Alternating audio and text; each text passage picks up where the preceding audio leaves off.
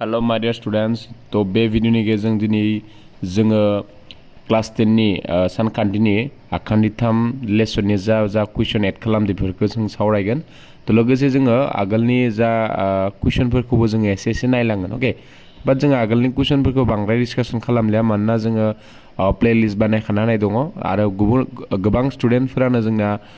बे भिडिअखौ बानाय होनना बुङो बे कुइसनखौ बानायना हर होनना बुङो आं बिथांमोनखौ बुंनो सानदों जे जोंनिया अलरेडि प्लेलिस्ट बानायखानाय दङ होनाय दङ नोंथांमोना जोंनि जा बुकनि चेप्टारनि जा प्लेलिस्ट बेखौ आं लिंकखौ डिसक्रिप्शन बक्सआव होनाय दंखायो हा बेवहाय थांबानो अल प्लेलिस्टखौ नोंथांमोना नुनो मोनगोन तो ओंखायनो नै कुइसननि गेजेरजों आङो बांद्राय भिडिअआ गोलाव जों खालामला 6.2 सोंथि बिदांखौ जोङो सावरायगोन लोगोसे जोङो गोदान कुइसनफोरखौ बांद्राय गोसो होगोन नै भिडिअनि गेजेरजों मानोना बुंबा जोङो कुइसनफोरखौ बार खालामला आगोल जिहेतु खालामखादों तो आं एसे बुंलांखानोसै नेनाय जोंनि चेप्टारनि नावानो जोंनिया बेवहाय मा दोङो आखान्थि थामनिनिया महरसे दङ आरो महरसे सावगारि जानांगौबा दानिया नैसोरनि जोंनिया नुनाव एखे बायदिया सावगारिफोरखौ जों महरसे होननानै ओरैनो जोङो सर्टकाट महरै बुंनो हायो दा बेवहाय जोंनिया महरसे बुंनो थाङोबा जोंनिया बेवहाय मा होनना बुंदों जोंनिया बेनि गेदेर बा उन्दै बेयो जोंनिया माबा खालामा माने बेवहाय जोंनिया महरसेनि थाखाय बेयो धोरोम होनना बुंजायो आरोना साइजआ जोंनिया मा होनदों दा नैबे गेदेर नैबे फिसा तो बेफोर जोंनिया मेटार खालामा जास्ट एखे नुनाव एखे होनना हमना लाथ' दा खिन्थु जोंनिया महरसे दिन्थिनायनि जोंनिया फर्मुला नोंसोरनि बिजाब होनाय दङ बे फर्मुलाखौ जों नेक्स्ट पेजाव नायगोन अके दा नैसोर मोननै सावगारियाबो जोंनिया महरसे जानायनि थाखाय बेनो जे बिसोरनि नुनाव एखे माने अके नैबेबो नुनाव एखे जेनेबा नै ताजमहलफोराबो नुनाव मा एखे बेखायनो बेखौ मा होनदों जोंनिया महरसे होनना बुंदों अके दा जोङो बेखौ जुदि महरसे होनना बुंनाय लोगो लोगो गासैनिबो महरसेखौ जोंनो बे भिडिअनि गेजेरजों जों फोरमान खालामा बा नायफेरा जोङो महरसेखौ जोङो आखान्थि थामनिखौसो नायगोन अके नेक्स्ट जुदि पेजाव थाङोबा नेक्स्ट पेजाव नायदो एक मिनिट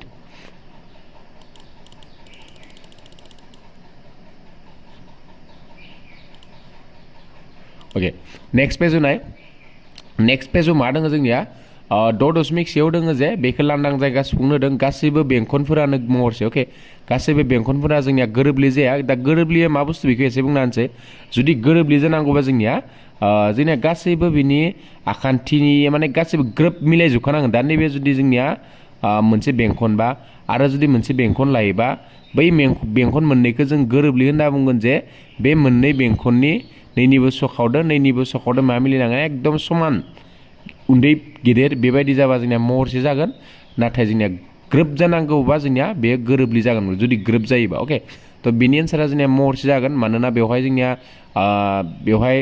आरनि माना मा बेफोरखौ जेबो होनाय गैया गासैबो होनाय बुङो तो महरसे गासैबो सिमिलारलि गासैबो बर्ग दब्लायानो जोंनिया गोरोबलि महरसे जागोन दा गासैबो नैबे जोंनिया मा जागोन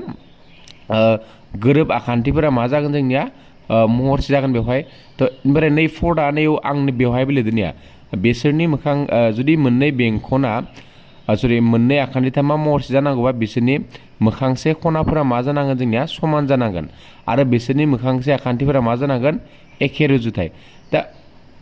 गोबां स्टुडेन्टफोरानो जोंनिया मा खालामो खनाफोरा समान होनना बेखौथ' मिथिबाय बार' दा बिसोरनि मोखांसे आखान्थिफोरा समान होननानै बिसोरो गोसोआव लाखियो अके दा समान नङा हा बिनि जा जोंनिया रुजुथाय बिसोर मा जानांगौ जोंनिया एखे जानांगौ होनना बुंदों अके दा महरसे सावगारिनि मोनसे मा होनदों बिदिन्थि होनो होदो दा महरसे सावगारि नाय लोगो लोगो मोननै बेंखन बे मोननै बेंखना जोंनिया महरसे जाखागोन बेनिफ्राय महरसे नङि होननाय लोगो लोगो बे सावगारिखौ बेलेग ला मोनसे बेंखन दा नैनि एन्सारखौ जों लानोबा मोनसे बेंखन लाबाय बेनिफ्राय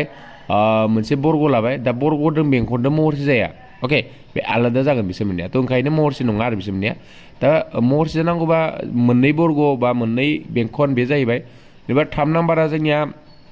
महरसे नंगौ नङा सोंदों तो जोङो डाइरेक्टलि लिरगोन बेखौ महरसे नङा होनना बुंगोन मानोना बिनि खनाफोरा जा माने मोखांसे खनाफोरा जोंनिया समान नङा होनना लिरना होबानो जाबाय अके तो बेनिफ्राय नेक्स्ट ब्रैखौ आं बुङाखैमोन जे एखे अनजिमानि आखान्थिनि थानाय मोननै आखान्थि बाङा मोनसे महरसे जुदि बिसोरनि मोखांसे खनाफोरा समान जागोन समान बेनिफ्राय बिसोरनि मोखांसे आखान्थिफोरा नै मा जागोन स्रें रुजुथाय जागोन अके नेक्स्ट नायदो नेक्स्ट जोंनिया नैबे इम्पर्टेन्ट मानोना नैबे जोंनिया एज ए MCQ होनाय दं नोंसोरनि गोदान बिजाबाव दा 4 नाम्बारनि कुइसन होनाय मा दङ गाहायाव माबेफोर गावजों गाव महरसे दा जायखिजाया मोनसे रम्बास बे जोंनिया महरसे जाया मानो जाया मानोना गासैबो बर्गआनो जोंनिया रम्बास नाय जोंनिया जुदि आं नैखौ जुदि नैबे मोनसे बर्ग नैबे मा नैबे जुदि आं बर्ग मोनसे आखियो बेनिफ्राय नैथिंबो जुदि जोंहा रम्बास मोनसे आखियो रम्बासनि धोरोमा मा रम्बासनिया माने गासैबो आखान्थियाथ' समान जागोन नाथाय बिनि जा खना बे 90 डिग्री जाया आरो बर्गनिया मा गासैबो खना आखान्थियाबो समान जागोन खिन्थु बिनि धोरोमा मा सरि बर्गनिया माने 90 जानोबो हानाय जायाबो जानो हानाय खिन्थु सरि रम्बासनिया बेनिफ्राय बर्गनिया खिन्थु 90 जाथारनांगोन अके थ' ओंखायनो नाय नैबादि बुंनो हायो जों गासैबो बर्गआनो रम्बास अके दा ओंखायनो नैबे बर्ग जों लादोंबाबो बे मोनसे रम्बास बेबो मोनसे रम्बास जाना दङ दा बे मोननैयाबो रम्बास बर्गआबो मोनसे रम्बास जाखायो अलरेडि थ' नाय बिनि नैबे खनाया 90 डिग्री नैबे 90 डिग्री नङा थ' ओंखायनो बिनि मोखांसे खनाफोरा जोंनिया समान नङा बेखायनो रम्बासा गासैबो रम्बासा महरसे नङा अके जायखिजाया मोननै खनाथि आखान्थिथाम नैबेबो जोंनिया मा नङा महरसे नङा मानोना जों बयबो मिथिगौ खनासे जुदि आखान्थिथाम लायोबा बे नैबे 90 जानांगौ दा आरो मोनसे खनासे आखान्थिथामा खिनसे जेराव नैबे मा जानांगोन 90 जागोन थ' बेवहाय नाय नैबे मोनसेल'सो खनाया 90 ग्रोब मिलायबाय थ' बाखि नैबे हमना ला नैबे 30 बा नैबे 40 बेबायदि नैबे 30बोथ' जानो हानाय न नैबे 30 जानो हानाय नैबे 40 दा नैबे 30 जायोबा नैबे जागोन नैबे 60 जाहैगोन नैबे 40 जायोबा नैबे मा जाहैगोन नैबे माबा जाहैगोन 50 जाहैगोन थ' नाय अब्ला जोंनिया नाय बहा मिलायखो जोंनिया जा मोखांसे खनाफोरा समान जानांगौमोन दा 90 थ' मिलायबाय नैजों आरो नैजोंथ' मिलायबाय नैजों नाथाय नैबे 30 जाबाय नैबे मा जाखो 40 नैबे 60 जाबाय नैबे 50 थ' ओंखायनो बिसोरनि गासैबो खनाफोरा समान जादिया बेखायनो बेबो जोंनिया मा नङा महरसे नङा थ' जायखिजाया मोननै खान्थिनां आखान्थिनां दा खान्थिनां आखान्थिनां माने मा जानो ना आखान्थि बादै आखान्थिबा माने जोंनिया फर एग्जाम्पल 1 2 3 4 5 नि बायदि आरोना थ' बे खान्थिनां माने बेजों गासैबो समान जेनेबा नैबे जुदि 2 जायोबा नैबे 2 सेन्टिमिटार 2 सेन्टिमिटार 2 सेन्टिमिटार 2 सेन्टिमिटार बेखौ होनना बुङो जोङो खान्थिनां आखान्थि बा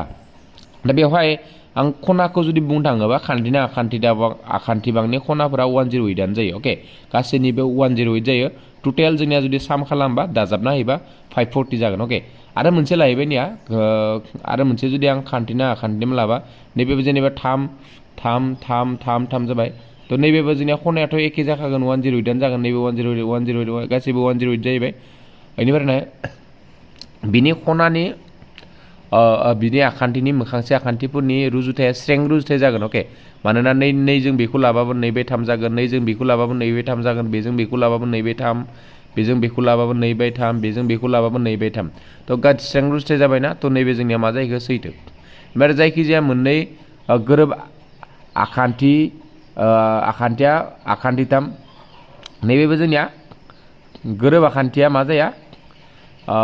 आखान्थिथाम जाया मानोना जायखिजाया मोननै गोरोब आखान्थिथाम अके नंखाया बेनिफ्राय बियाबो सैथो नङा बेनिफ्राय सियाथ' सैथो ओमफ्राय 3आबो सैथो नङा हा 3आव एसे कुइसना नोंसोरनि जा बिजाबाव एसे मिस्टेक जाना दङ बड' मिडियामनि आं इंलिश मिडियामनिखौ नायबाय नैबे गोरोब आखान्थिथाम जानाङा हा नैबे मा जानांगौ एकर्डिं टु कुइसन बायदि जोंनिया गोरोबनै आखान्थि जानांगौ माने मोननै आखान्थिया समान अके दा जेनेबा नैबायदि आरो जुदि आं नैखौ होयोबा दा नैजों समान बेजों समान माने नैसो मोननैया समान नङा अके थ' ओंखायनो जेनेबा नैबे थिगानो जेनेबा नैखौबो 3 लाबाय आङो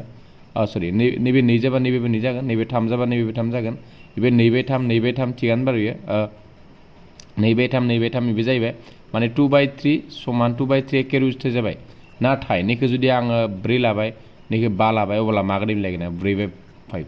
थ' नैबे मिलायजा थ' ओंखायनो बेयो जोंनिया महरसे जाया मानोना महरसे जानांगौ मोननै धोरोम जोंनिया मानिना सोलिनांगोन मोनसेया जाबाय जोंनिया बिनि मोखांसे आखान्थिफोरा समान जानांगोन आरो मोखांसे खनाफोरा समान जानांगोन लोगोसे मोखांसे आखान्थिनि रुजुथायफोरा स्रें रुजुथाय थानांगोन अके ओमफ्राय 5 नाम्बारखौ नाय मा दङ जुदि मोनसे आखान्थिथामनि मोनथाम आखान्थिया गुबुन मोनसे आखान्थिथामनि मोनथाम आखान्थिनि समान जायोब्ला अब्ला आखान्थिथामफोरा गोरोबलि जागोन बे जोंनिया सैथोखा थ' बेखौ नोंथांमोना क्लास 9 मोनदों हा जोंनिया मा होनदों आखान्थि थारबुंथि बायदि जों मा खालामनो हायो मोननै आखान्थिथामखौ गोरोबलि दिन्थिनो हायो माने साइड साइड साइड प्रपार्टि गोसो बायदि नायजे माय डियर स्टुडेन्ट ओके तो एस बायदि मोननै आखान्थिथामनि आखान्थिफोरा जुदि समान जायोब्ला बिसोर मोननै सावगारिया जोंनिया मा जाखायो गोरोबलि जायो ओके तारमाने नेक्स्टआ जोंनिया जुदि मोनसे आखान्थिथामनि मोनथाम खनाफोरा गुबुन मोनसे आखान्थिथामनि मोनथाम खनानि समान जायोब्ला मोननै आखान्थिथामफोरा गोरोबलि बे नंखाय दै नाय मानोना बुंबा जोङो जुदि खनाफोरा समान जायोब्ला जोंनिया महरसे जानो हानाय ओके जुदि खनाफोरा समान जायोबा फर एग्जांपल नाय आं जास्ट आं गोरोब आखान्थिथामखौ लानोसै दा नैबे 60 डिग्री दा हमना ला नैबे 60 डिग्री दा नैबे हमना ला 60 डिग्री आरो मोनसे बिथिङा किनसे आङो नैबे नाय जोंनिया खनाखौ नैखौबो 60 डिग्री लाबाय मानोना जोंनिया गोरोब आखान्थिथामनि खनाया 60 डिग्री लायनाय दा बे मोननै सावगारिखौ नैजों आरो नैजों जोंनिया मोननै सावगारि लाबाय दा बे मोननै सावगारिया जोंनिया महरसे जादों हा अके मानोना बिनि खनाफोरा जोंनिया समान जादों आरो मा होनदों आखान्थिथामनि रुजुथाया आखान्थिफोरनि रुजुथायजों रुजुथाव थागोन नाथाय मोननैबो सावगारिया जोंनिया गोरोबलि नङा ओके दा गोरोबलि जानांगौआ जोंनिया एकदम सेम टू सेम जाखानांगोन साइजाबो बिनि ओके तो ओंखायनो बे मा जादिया जोंनिया गोरोबलि जाया तो जोंनिया बुंनो थाङोबा ऑप्शन ए आ जोंनिया मा करेक्ट आंसर तो दा नेक्स्ट जोङो नेक्स्ट थांलायनोसै दा बेवहाय नाय नेक्स्टआव जोङो थारबुंथिखौ जोङो नांगौ बाट आं थारबुंथि बांद्राय बुजायबाय थाला नैयाव होनाय दंखायो नोंथांमोना नायनाला नैया नैखौ नाखौ लिरनाङा होनना जुदि फैयोबा नैखौ लिरनाङा नैखिनि बाथ्राखौ लिरनाङा बाखिखौ लिरना होबानो जाबाय ओमफ्राय थारबुंथि 6.2 आं नैयाव लिरना होनाय दङ बरियानो अब्लाबो आं एसे 3.1.2 बेखौलाय मा बुजायनो थांदों बेखौ एसे आं फोरमायना होनोसै ओके नै ब्लेंक पेज मोनसेयाव फोरमायना होनोसै आङो बेखौ दा नायदो जुदि जों मोननै आखान्थिथाम लानोसै सापज नैबे मोनसे नायखिनोसै दा नैयाव जुदि आङो नैबे ए नैबे बी नैबे सी जुदि लायोबा ओके दा बेवहाय जुदि आङो मोनसे नैयाव डी आरो इ लायो अब्ला नाय जुदि थारबुंथि 6.1 मथे सेयाव मा होनदों जोंना जुदि जोङो नैयाव जुदि डी इ जुदि लिग बी सी जुदि जाना दङब्ला अब्ला जों लिरनो हायो जे ए डी बाय डी बी समान ए इ बाय इ सी ओके इखौ गोसो लाखिबि माने नैसोर मोननै आखान्थिया जुदि लिग जायोबा जों बेखौ लिरनो हायो माने ए डी बाय डी बी आरो ए इ बाय इ सी नैबे तो नैनिफ्राय नैबे थायोबा जोङो नैखौ लिरनो हायो बे थारबुंथि 6.1 ओमफ्राय आरो नैखिना जुदि होनाय दङबा जोङो नैखौ लिरनो हायो बे जाबाय थारबुंथि 6.2 जेनेबा जोंनिया मोखां नैसोर नैखिना जुदि रुजुथाया जुदि समान होनना होनाय दङबा जों नैखौ लिरनो हायो आरो मोनसे बेखौ जोङो बुंना होखानोसै आरो मोनसे जोंनिया नैबे ए डी बाय डी बी थ' जायो लोगोसे नेगेटिभ लिरनो हायो जोङो A D bye A B समान ए इ बाय इ सी जों बेखौबो लिरनो हायो माने ए डी बाय डी बी आरो ए इ बाय इ सी थ' लिरनो हायोनो लोगोसे नैबेबो इम्पर्टेन्ट हा एग्जामाव नैखौ सोंनो नागिरो जोंनिया मानोना जोङो बिजाबाव ए डी बाय डी बी आरो ए इ बाय इ सी होनाय दोङो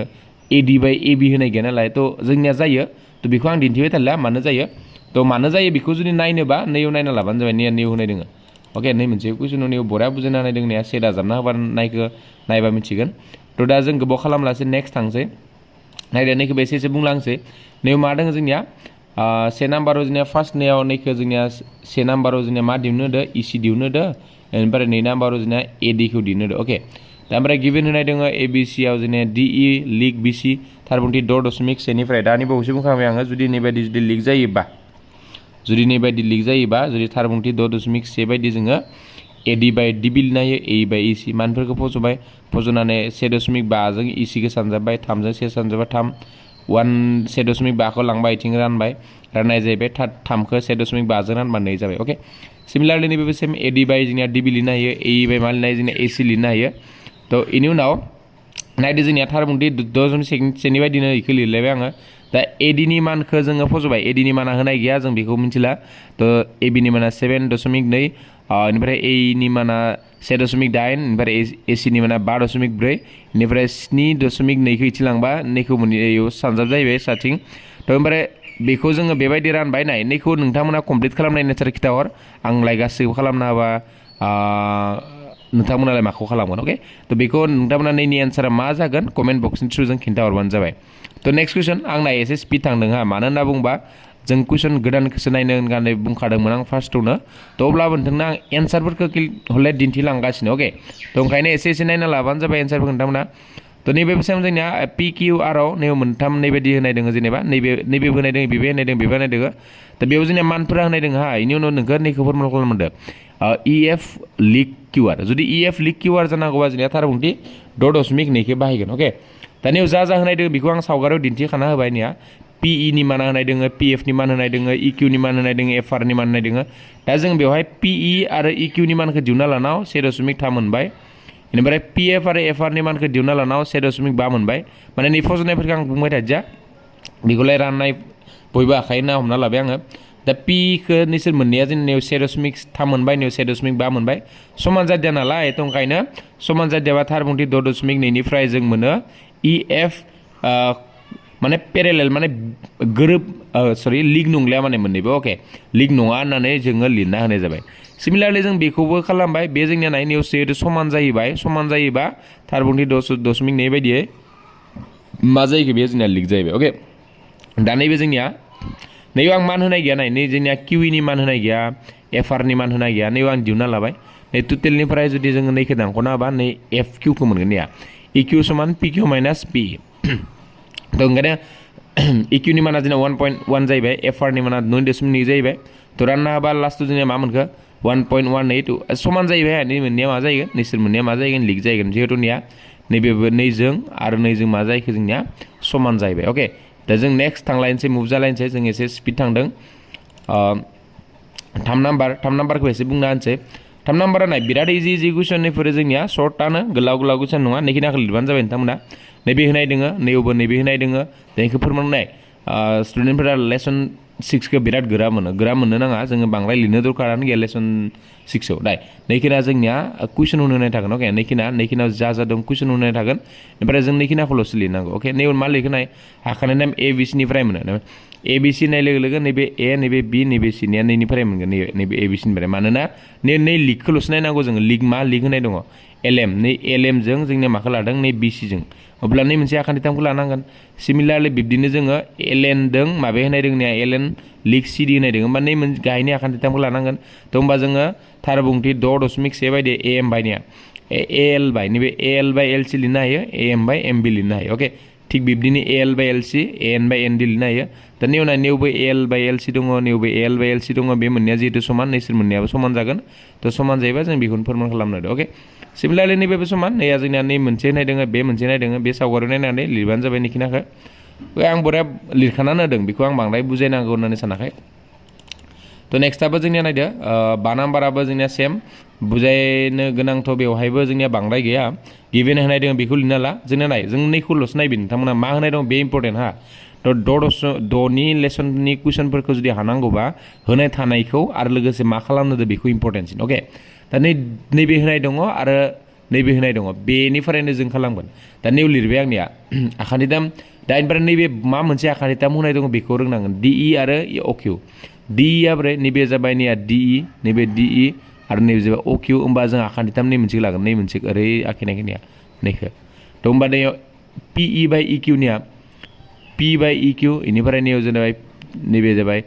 PD बाय DO निया सिमिलारलि नेक्स्टआ जोंनिया नैथिंनि मोनसेखौ लागोन अके POR खौ लागोन नैया थ' बेयावबो नैया PF बाय मा थागोन PD दा जोंनिया नाय बिनि उनाव मा खालामखो जोङो से आरो नैनिफ्राय अके मानिफ्राय जोङो से आरो नैनिफ्राय नै आइथिंबो PD bye DO आइथिंबो PD bye DO होमबा नोंसोर मोननाया मा जाखो समान जाहैबाय दा बिसोर मोननाया समान जायोबा नायदो सावगारि नाय जुदि नैबायदि गोरोबलि जायोबा नै PE बाय EQ PF बाय FR जाबाय थ' होमबा EF दों QR दों थार बुंथि 6.2 निफ्राय जों नैखौ लिग दिन्थिनो हायो थ' नैबेबो सेम नैबायदिनो एखे आं बेखौ बुजायना होलिया जुदि बुजियाबा कमेन्ट जोङो अलरेडि बानायखाना होनाय दङ हानायफोरनि जा कुइसन बेफोरखौ ओंखायनो बांद्राय आं बुंबाय थादिया नैबे जोंनिया नेक्स्ट 7 नाम्बारखौबो दिन्थिना होनाय जाबाय थ' स' इजि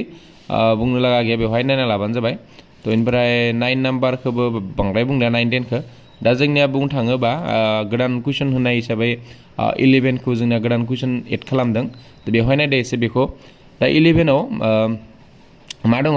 जुदि A B C आ D आरो F आरो AD AB आरो AC नि सायाव मोननै बिन्दो अब्ला जों नैखौ दिहुननां माबा नैबे जायो होननानै दिन्थिदों आरोना थ' नैबायदि जुदि सावगारिया किबा दा फर एग्जाम्पल सावगारिया नैबे जेनेबा नैबे ए बि सि लाबाय थ' बेवहाय आङो डि आरो इ खोनियाव जोंनिया मा होनदों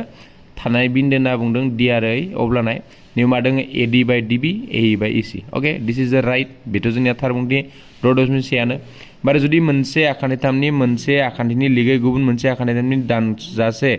दोंसे हांखो जानाय जायो बोनाय जायो अब्ला मोननै आखान्थिथामनि एखे रुजुथाय थायो रानो एखे रुजुथाय रानो दा बेबो जोंनिया मा जायोना बेबो सेमानो जोंनिया थारबुंथि दशमिक नैयानो एखे थ' जोंनिया ए एन्सारा कारेक्ट जागोन एआ थ' मोननैबो सैथो मोनो अके खान्थिनां सावगारियाव मोनथाम बिबुंथि होनाय दङ थ' नैबे नैबे एल एम एन मोनथाम हांखो होनाय दङ नैयाव एल हांखो एम हांखो एन हांखो थ' बे हांखो मोनथामा जोंनिया लिग होनाय दङ अके गुड दा ओमफ्राय जोङो नैखिना जोंना नैखौ नांगौबा थारबुंथि दशमिक से बाहायदों नै मोनसेया जोंना राइट जागोन मानोना नै मोनसे जुदि सावगारिखौ नायोबा नै मोनसे जुदि आखान्थिथामखौ नायोबा नैयाव मा लिरनाय जोङो पि किउ बाय किउ आर नैया पि किउ बाय किउ आर ओमफ्राय पि अ बाय अ सि खिन्थु नैबे जोंना गोरोन्थि जागोन मानोना जोङो पि अ बाय अ सि जानांगोन मा लिरनाय पि अ बाय बि अ होनाय दं अके नैबे जोंनिया नंखाय थ' नैबे सैथो जागोन जोंनिया नै पि अ बाय सरि पि किउ बाय किउ आर बेनिफ्राय ए बि बाय बि सि बे सैथो मानोना जों बेखौ केलकुलेसन खालामबा मोननो हागोन नैखौ जुदि जों नायोबा नायदो नै मोनसे सावगारिनिफ्राय फार्स्ट अफ अल जों लिरनो हायो ए किउ बाय सरि पि किउ बाय नैबे पि दै पि किउ बाय किउ आर समान पि अ बाय अ सि ओमफ्राय आरो थिग बिदिनो नैथिंनि नैगोनि मोनसे सावगारिखौ नायलाय नै मोनसे दों नै मोनसे लिक खालामलाय अब्ला मा जायो जोंनिया पि अ बाय अ सि समान जोंनिया जागोन ए बि बाय मा जाहैगोन जोंनिया ए बि बाय बि सि तनिया नैसोर मोननैयाथ' समान जाहैबाय पि अ बाय अ सि बा नैबे पि अ बाय अ सि जों मा लिरनायो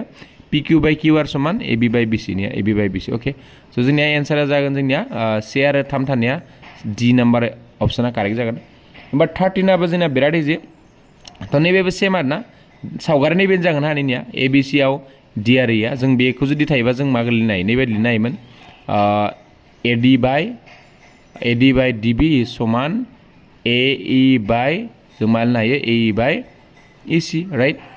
थ' ओंखायनो ए डि नि माना बेसेबां ए डि नि माना एक्स अके डि बि नि माना बेसेबां डि बि नि माना एक्स माइनास टु बेनिफ्राय ए इ नि माना बेसेबां एक्स प्लास टु नैबे मा जागोन एक्स प्लास टु बेनिफ्राय इ सि नि माना नैबे मा जागोन इ सि नि माना एक्स माइनास वान अके थ' दा डाइरेक्ट सर्टकाट खालामसै नै सा सिं सानजाबनांगौ एक्स माइनास टुजों एक्स प्लास टुजों x square a square minus b square formula जाहैखागोन एक्स स्कुवेर माइनास 4 जाहैखागोन नैखौ स्कुवेर खालामबा दा नै एक्सजों एक्स सानजाबा एक्स स्कुवेर बेनिफ्राय एक्सजों से सानजाबा एक्स जाहैबाय थ' एक्स स्कुवेर मा जाखो केन्सेल स' माइनास 4 इज इकुवेल टु माइनास एक्स माइनास मा जायो केन्सेल जाहैबाय स' एक्सनि माना मा जाहैखो 4 थ' एक्स सी इज द कारेक्ट एन्सार अके थ' जोङो नै भिडिअनि गेजेरजों जों बेखिनिखौनो सावरायबाय